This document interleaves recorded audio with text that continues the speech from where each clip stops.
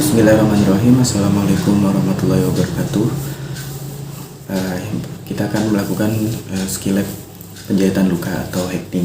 Yang pertama kita mengkonfirmasi anamnesis pasien terlebih dahulu, menanyakan namanya, tempat tinggalnya, keluhannya. Kemudian setelah itu kita bisa mempersilakan pasien untuk berbaring di tempat tidur untuk proses melakukan penjahitan luka. Nah, sebelumnya kita inform konsen dulu secara lisan ataupun secara tertulis. Setelah pasien setuju untuk dilakukan penjahitan luka, kita baru bisa melakukan penjahitan luka. Baik, yang pertama adalah persiapan alat untuk hacking atau menjahit. Yang pertama ada jarum jahitnya sendiri yang berbentuk melengkung ini. Kemudian ada benang jahit, ada bengkok. Kemudian ada gunting-gunting. Di sini terdiri dari gunting untuk menggunting benang yang seperti ini. Kemudian ada needle holder, gunting needle holder yang seperti ini. Di sini kemudian ada pinset serosis yang ada giginya. Nah, seperti ini. Kemudian ada satu lagi yaitu pinset anatomis. Tapi di sini saya tidak punya. Kira-kira seperti ini gambarnya, pinset anatomis. Oke. Kemudian ada scalpel dan ada kasa steril. Dan selanjutnya untuk desinfeksi di sini ada povidone iodine. Kemudian di sini ada normal salin atau NaCl untuk drainase. Kemudian ada spet 3 cc untuk anestesi nanti dan lidocaine 1 ampul. Di sini ada handscoon steril dan ada dup bolong steril. Sebenarnya di sini ada larutan safflon juga. Nah, larutan safflon tuh seperti ini gambarnya. Ya, seperti itu. Baik, persiapan alat sudah selesai. Baik, yang pertama kita persiapan diri terlebih dahulu, yaitu kita buka dulu handscoon sterilnya. Nah, seperti ini. Kemudian kita bisa mencuci tangan secara WHO.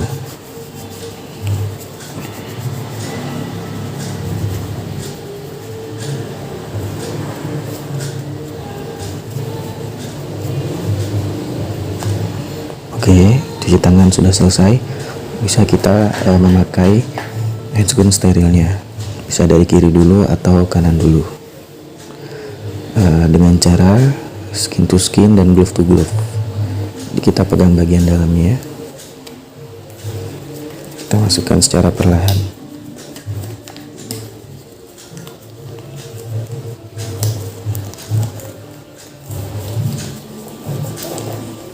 Apabila seperti ini, biarkan saja dulu, kita pasang yang sebelah kanan. Cara memasukkannya dari sisi yang steril, kemudian kita masukkan tangan kita. Nah, seperti ini bisa dibetulkan.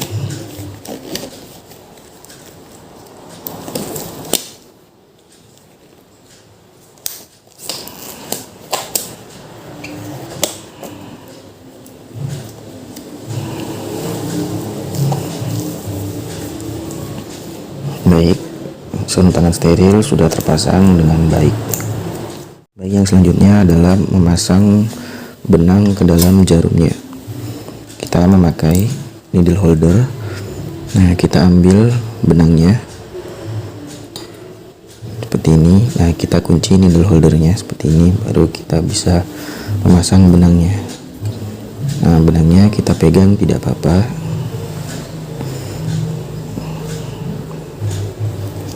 Kalau begini, kita masukkan ke bagian belakangnya.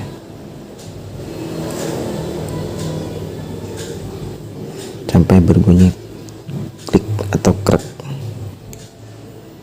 Oke. Benangnya sudah terpasang. Ya. Baik. Kalau sudah seperti ini, bisa kita taruh bersama dengan guntingnya di bengkok. untuk persiapan penjahitan. Dan kita siapkan lengan pasien, suruh membingkis pakaian yang menghalangi lukanya. Silakan Pak, bajunya atau pakaiannya dibuka dulu untuk tidak menghalangi lukanya. Nah, setelah itu kita bisa melakukan desinfeksi.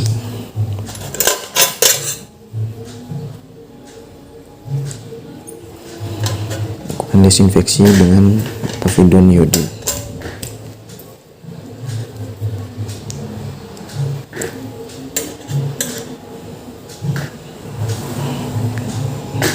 Baik, kita desinfeksi dulu dengan povidone iodine secara sirkuler, dari dalam keluar. Nah, tidak boleh kembali ke dalam lagi. Baik, setelah itu kita bisa buang kasanya.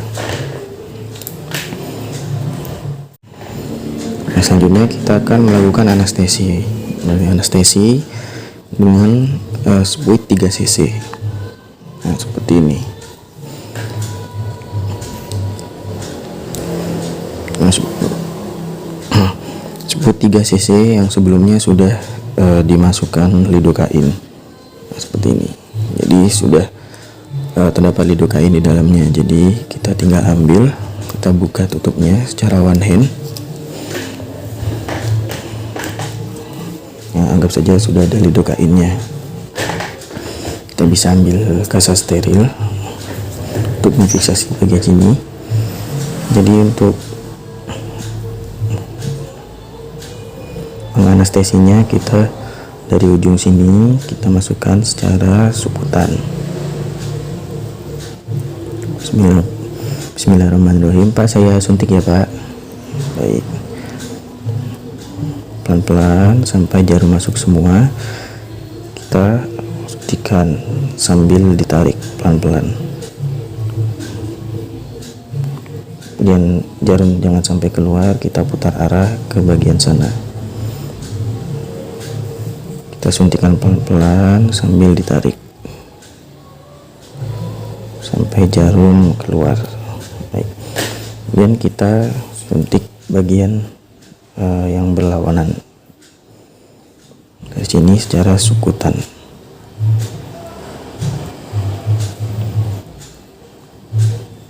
Sampai jarum masuk semua, kita masukkan obat pelan-pelan sambil ditarik. Kemudian kita putar arah ke arah yang sebaliknya, masukkan obatnya sampai habis, baru kita tarik.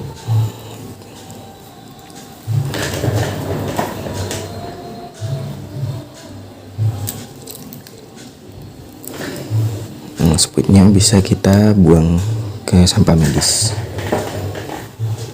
Nah, setelah itu kita tunggu beberapa detik sampai anestesinya bekerja. Itu kita bersihkan dulu, pastikan sudah tidak ada darah yang keluar. Baik, setelah bersih kita bisa buang kapasnya ini. Ya baik, setelah dirasa anestesinya bekerja, kita bisa melakukan rangsangan kepada pasien. Apakah masih nyeri atau tidak, seperti mencubit-cubit seperti ini. Apakah terasa sakit Pak atau nyeri Pak? Nah, bila sudah tidak terasa, berarti anestesinya sudah bekerja. Baik. Nah, selanjutnya kita akan membersihkan jaringan-jaringan yang kotor di area luka. Yang pertama kita bersihkan dulu dengan safflon, ya, dan kasa steril secara sirkuler. Ya, dan di bagian dalam lukanya. Baik, setelah itu kita bisa membersihkan jaringan-jaringan yang tidak diperlukan atau kotor, misalkan ada tanah gitu, bisa kita bersihkan dengan skapel. Baik, kalau sudah dirasa sudah bersih, dan terlihat jaringan yang merah dan mudah berdarah, artinya sudah bersih. Kita bisa selesaikan dan mengusapnya dengan NaCl. Kita irigasi lagi dengan NaCl atau normal salin di bagian lukanya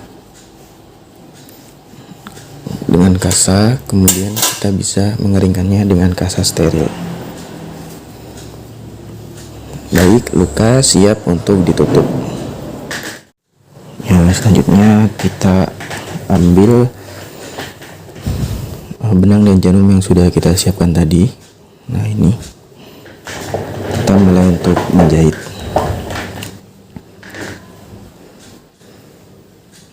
Ya, baik, kita akan memulai penjahitan.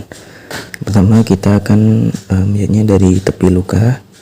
Nah, seperti ini. Kita mulai masukkan. Bismillahirrahmanirrahim.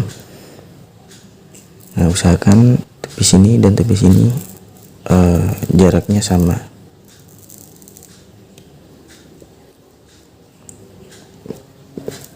Baik, bisa kita lepaskan guntingnya. Kita cabut dari sini.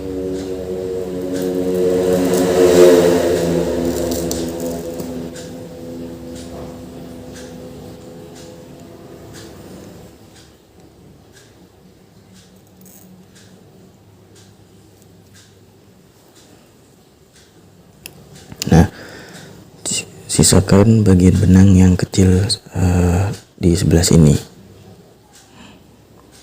Setelah itu kita bisa membuat simpul seperti ini. Simpulnya 2 kali tadi ya, supaya erat. Kita bikin simpul lagi, cukup 1 kali.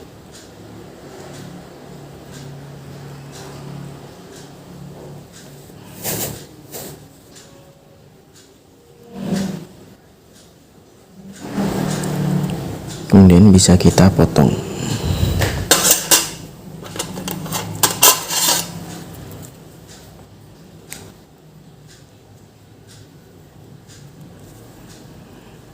Ya, baik.